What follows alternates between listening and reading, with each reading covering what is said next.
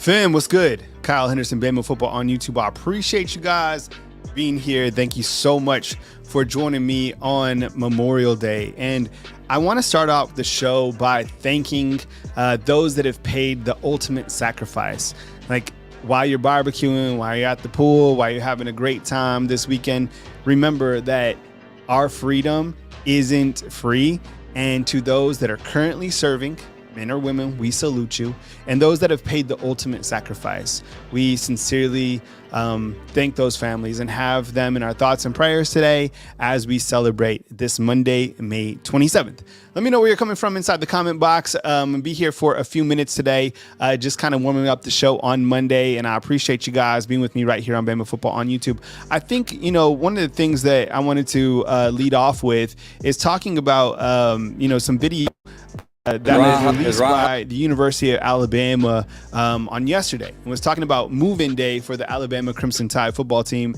This video courtesy of the University of Alabama on their social media accounts, and who's pictured right here is Ryan Williams. So I want to ask you from the jump inside the comment box, how impactful do you think that this overall freshman class will be from the University of Alabama?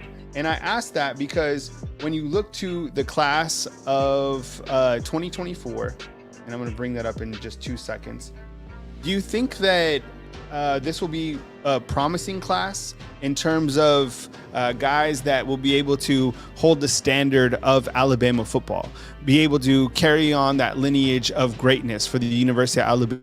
A lot of it being built by Nick Saban, closed out by Coach Kalen DeBoer. And when we look to this overall recruiting class, and we'll jump back to this video in just a second, because you do have your summer enrollees now on board with the Alabama Crimson Tide. But I think from an overall standpoint, let's just talk about the class of 2024 and how you think this class will impact the university overall. I'm sure you can see it on your screen right now. Let me double check just to make sure that that is sized correctly. There you go. Bring it in a little bit like that. Here we go. Okay, so I'll go full screen on it and we'll just kind of walk down. All right, we'll walk down the list. So from a scale of 1 to 10, 10 being the highest, do you think that this class will be a 10 impactful? And it's always kind of hard to judge, but let's just look through the class of 2024 real quick, okay? We'll start up top. Jalen Mbakwe, already here, should compete for playing time this coming season. Just a true freshman, one of the fastest players. You saw him. He went head-to-head with Ryan Williams. It was faster than Ryan Williams, clocking in at a 4.4 40 time. You have Zay Mincy, already here as well. Xavier Brown. Zay Mincy, look at these guys. Some of the highest rated players for the University of Alabama, all in the secondary, where Alabama certainly needed help. Xavier Brown, my goodness. The guy was literally starting the spring game and going against Jeremy Bernard, right? Think about that. So Xavier Brown, certainly a guy that we will keep tabs on, a guy that I think will get there, a guy out of Santa Ana, California, and a 5-star, and every bit of it. You have another 5-star right behind him in Caleb Odom. And Caleb Odom, again, moved from tight end to wide receiver. We've talked about him many times. I told you personally that when I saw him in action, I felt that he was going to be one of the most impactful wide receivers on this team already as just a freshman, okay? So what I'm asking right now to lead off the show on Monday is, how impactful do you think this class of 2024 will be going forward? Do you think they'll be able to hold the standard of the University of Alabama football post Nick Saban?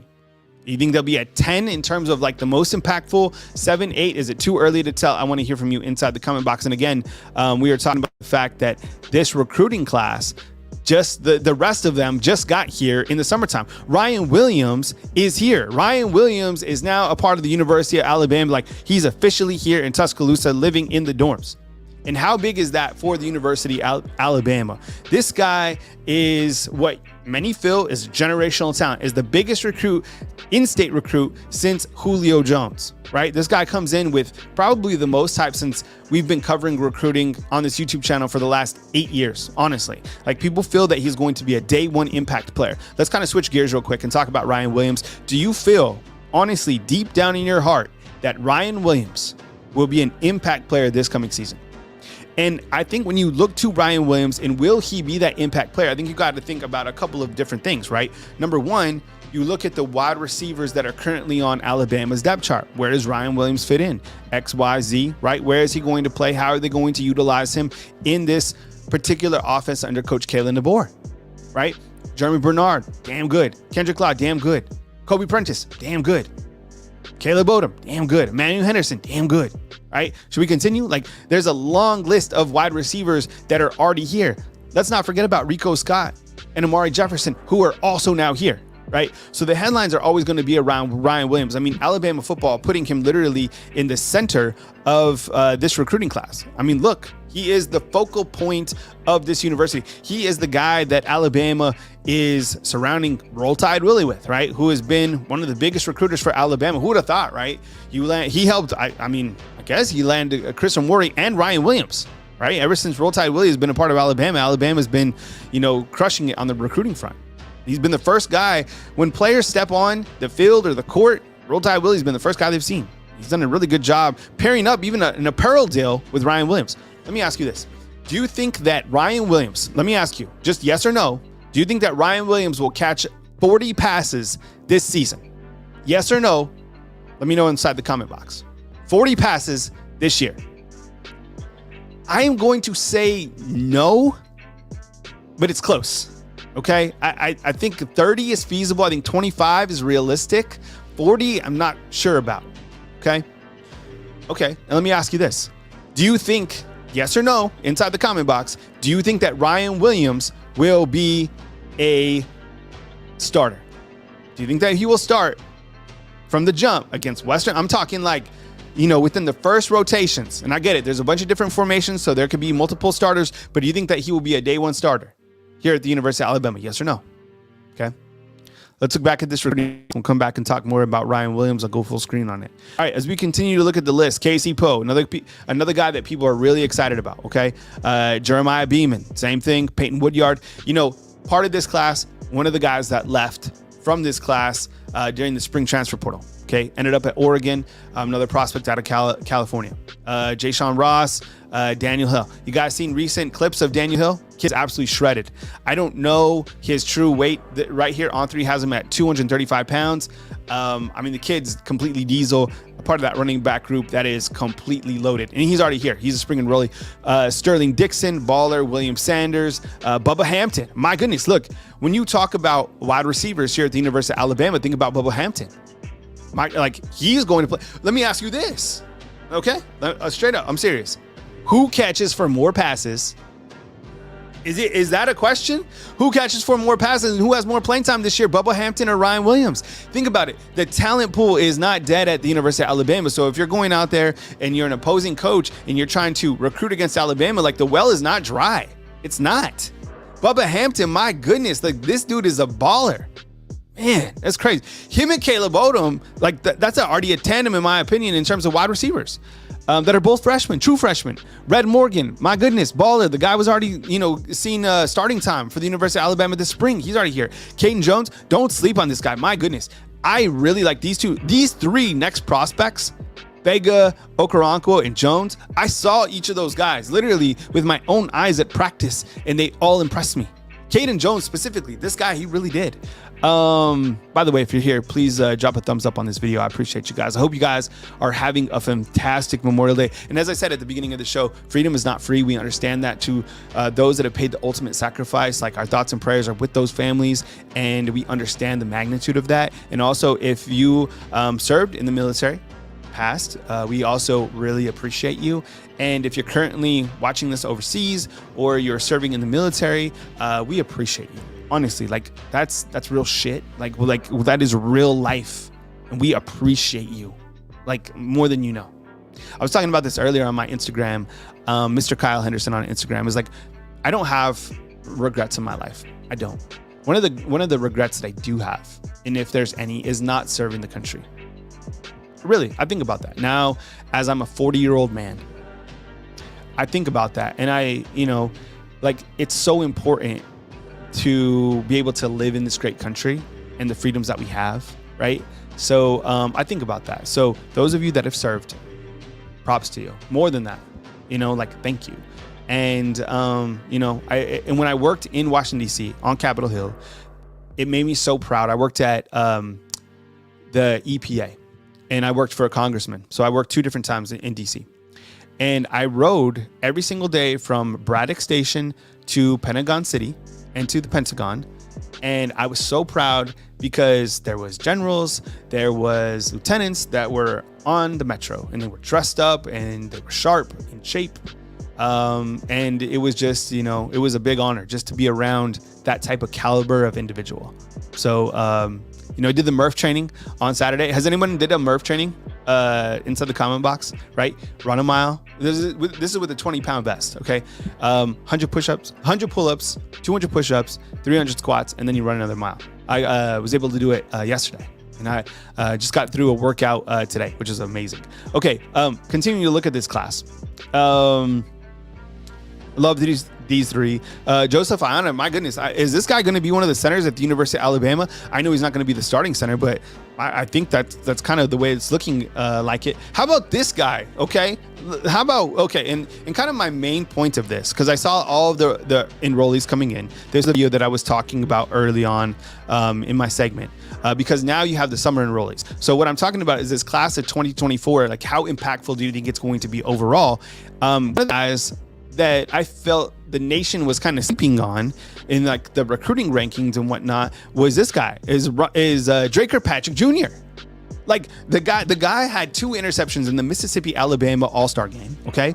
And then this spring he had an interception. I think there was like a penalty on the play, but he had an interception. The guy is much better than a 3-star. I don't know how much he's going to play.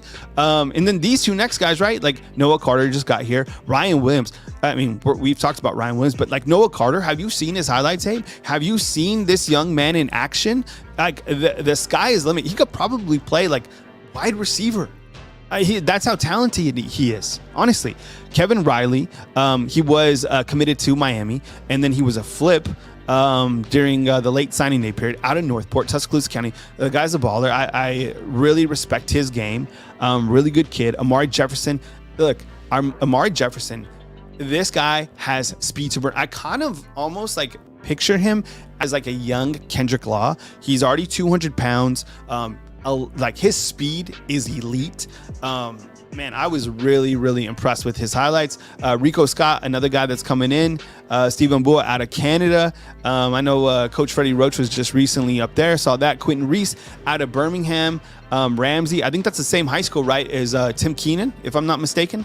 And then Jay Lindsay is a tight end. And I think in the future, Jay Lindsay probably be the H-back. The H-back, kind of similar to what Robbie Oots does. I don't know. I mean, Jay Lindsay's an incredibly talented and incredibly athletic tight end. All right. And then here's some of the guys, not to reopen wounds, but here are some of the guys that went into the transfer portal from the class of 2024. A lot of movements. That's Julian Sane going to Ohio State, Jameer Grimsley going to Florida. Guys, now we're talking about transfers from the class of 2024, I guess you could say. Caden Proctor, Alabama, went to Iowa, now back to Alabama. I know that it's like, whew. Damani Jackson, that was Coach Saban's kind of like last 5-star piece that he added from the transfer portal, coming from USC to Alabama.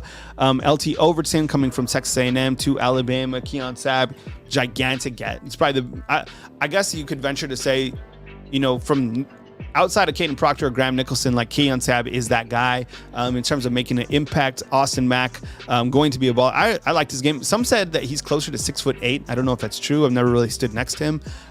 Jeremy Bernard, Parker Brailsford, Nyquil Bentre, Josh Cuevas, King Mack, Gino Vandemark, Deshaun Jones, Graham Nicholson, Cam Howard. Okay, let's talk about these transfers for just a second because there's a lot of them.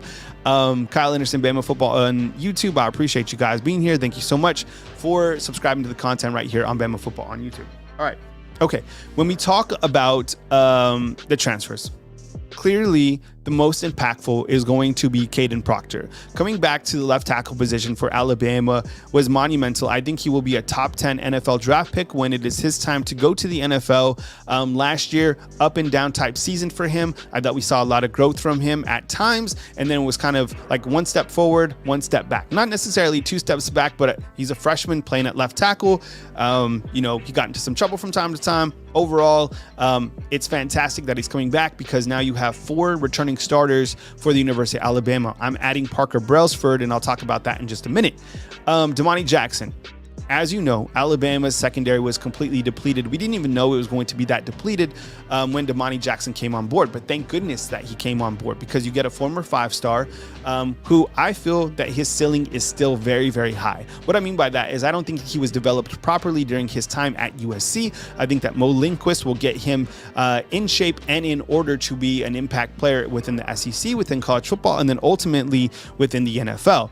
I think LT Overton, I still have a lot of questions about how good he is going to be. I didn't personally get a lot of chance or opportunities to see him this spring, so kind of jury out on him. But I mean, he was a former 5-star as well out of Alpharetta, Georgia. Keon Sapp, saw plenty of him, and I think outside of Caden Proctor, he's probably going to be the most impactful player on defense to that secondary, along with Damani Jackson. I mean, think about it. You only have one returning starter in that secondary, which is Malachi Moore, so you needed some guys to come in and bolster up that unit. You lost Julian Sain, but you add in Austin Mack. Let me ask you a question real quick inside the comment box.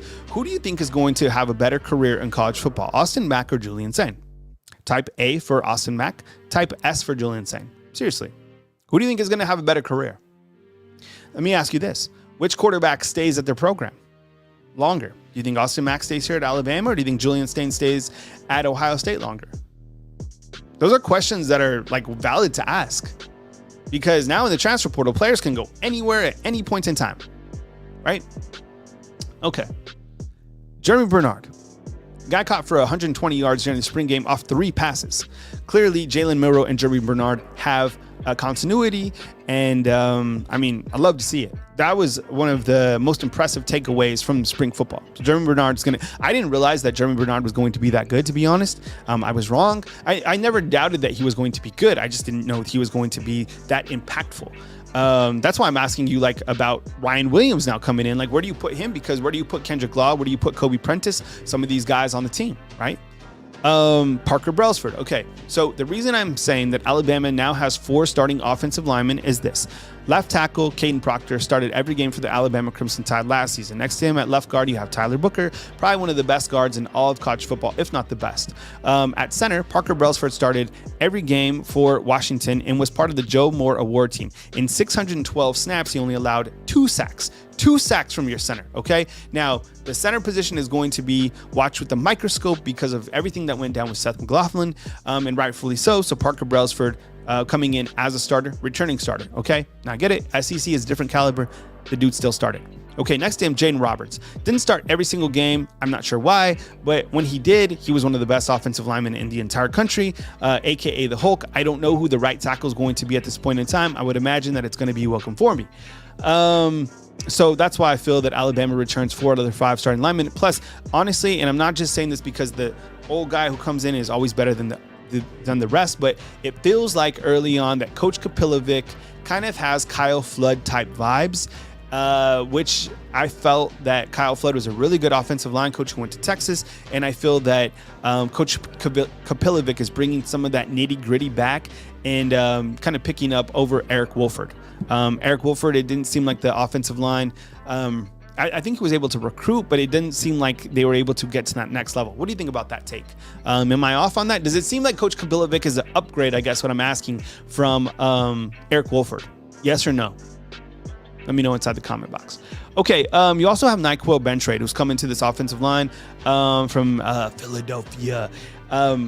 And kind of the same thing with LT. I watched Nyquil one time, and I mean, look, I just don't know if he has the experience just yet. He's younger. I think he will be a quality reserve, but kind of jury's still out on that point. Josh Cuevas, jury's still out on that point as well, coming over from Washington. King Mack, I don't know. Like, so when King Mack committed, you guys were fired up, right? People were fired up. And actually, I've read a couple of different reports that says that he can make a push to start sooner than later. I don't know if it's going to be at corner. I don't know if it's going to be at safety. I think he's a versatile defensive back that's coming in. Gino Vandermark. This was interesting. So a couple of weeks ago, I had Tony Tsoukalis of the rival site, Tide Illustrated, on, and he brought up a good point. He was like, look, we didn't see much of Parker Brailsford during spring. Gino Vandermark has been known to play center before. Could it be a possibility that Gino Vandermark comes in and creates some competition at the center position? I don't know. I kind of like that theory. I don't know if that's true or not, but I like that could potentially happen. Let me ask you this inside the comment box, and would you take a minute and just hit the thumbs up on this video. I appreciate you guys so much for being a subscriber of Bama Football on YouTube. Deshaun Jones coming in out of Wake Forest. He was a starter at Wake Forest. He had 3 interceptions last season. You needed a vet to come in 100% in the secondary.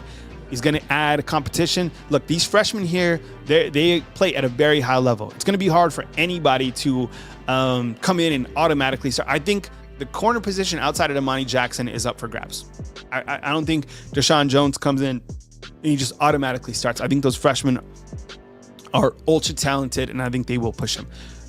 Let's talk about Cam Howard before we talk about Graham Nicholson. Cam Howard coming to Alabama from Charlotte. Look, non-Power 5 players can play here. Jalen Key proved that. I've talked about that many times. Graham Nicholson. Okay, the impact of Graham Nicholson, in my mind, is probably the biggest addition, along with Caden Proctor, Keon Sabb, maybe even bigger. Every single year, your kicker leads your team in points. Every single year, the games are tight and they are decided by a field goal. Graham Nicholson alleviates some of that anxiety from Will Reichard leaving, the all-time leading scorer in college football history. This guy beat Will Reichard head-to-head for the Lou Groza Award. That's how impactful landing a prospect like Graham Nicholson is. From Miami of Ohio, this was a gigantic chess move. It hasn't been referred yet that Coach Kalen DeBoer is playing chess. People have continued to say that he's too soft, that he's too nice. Maybe he's just playing chess, and you don't have to show many different types of emotions when you're playing chess. So maybe Kalen DeBoer is playing chess as well. This was a really big pickup by adding Graham Nicholson. Monumental, probably a better adjective for that you can sound off inside the comment box, but getting this dude, the guy who literally beat Will Reichard head-to-head for the award, is mind-blowing to me still. I had anxiety watching Alabama's kickers during the spring. No disrespect to Connor Talty or any of the other guys. I just felt that those guys, it's going to take them some time to get ready for big-time college football. Graham Nicholson comes in. He's an NFL-type kicker. He has a really big leg, and I think come those tight games, you're going to be really happy that this young man is wearing a Crimson Tide uniform. Look, my name is Kyle Henderson of Bama Football on YouTube. Please hit the thumbs up, like, subscribe. I appreciate you guys being here. Think about becoming a fan funder of the YouTube channel, only $2.99. As I said in the opening, freedom isn't free. We appreciate those that have given the ultimate sacrifice for this country, for us to have our freedoms, for us to enjoy the pool, for us to enjoy hot dogs, burgers, barbecues, everything under the sun. And to those that are currently serving this great country, we appreciate you. Past, if you're a vet, we appreciate you as well. We understand that living in this great country is an honor, and we really thank those that are serving this great country. My name is Kyle Henderson of Bama Football on YouTube, living my best life, and I appreciate you guys being here. I will see you guys soon, as news happens, right here on Bama Football on YouTube. See you guys.